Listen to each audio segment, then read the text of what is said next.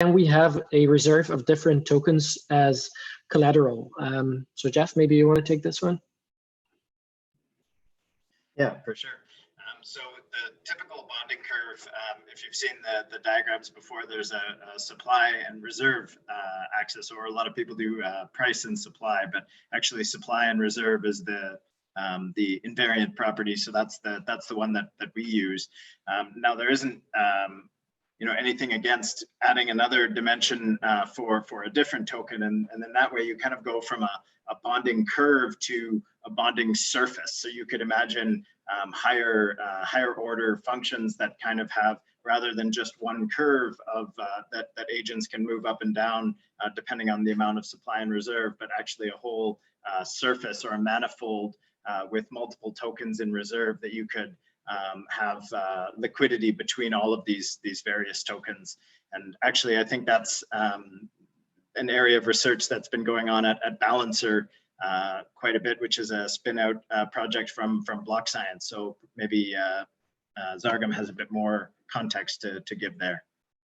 Sure. I mean, on the overall patterns with multi-reserves, you have these balancer style contracts, which are just essentially n-dimensional versions of the ABC. And I actually sort of recommend those as tools when you need to have multiple reserve currencies, but we also keep in mind that it's a more complex version of the same sort of meta pattern, and it's not necessarily the best place to start. You would do that if you had a use case that really required multi-resource collateral pool, because these systems are weak to the devaluation of the collateral. So if the collateral were suddenly to become worthless, perceived as worthless, and in the outside world, then the things start to break down. And so when you add more collaterals, you increase the risk of a future scenario where one or more of the collaterals become like no longer relevant. It's nice because it's also risk mitigated in the sense that if you have the ability to remove collaterals,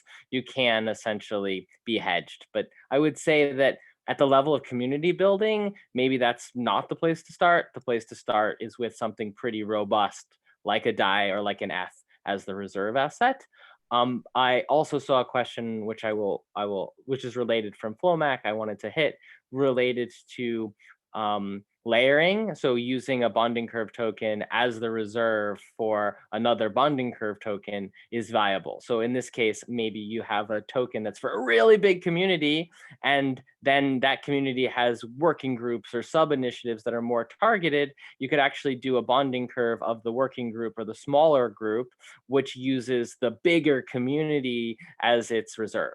And again, this reminds us that the reserve token really here is it's a unifying form of value. It's the external unit of value, but that's always relative, because the value of Ethereum or of DAI is a crypto community specific form of trusted value that we expect to be a good reserve. But then within my big community or my federation, we might have a bonding curve token that relates to that large org, but that's still too big to manage community style projects. And so you could imagine then taking that token in turn, using it as a reserve for a federation of small projects. So there's a lot of cool things that you can do by combining these patterns together, but a lot of that stuff we're going to have to figure out together, because it's not obvious what will work and when it will work in which social situations.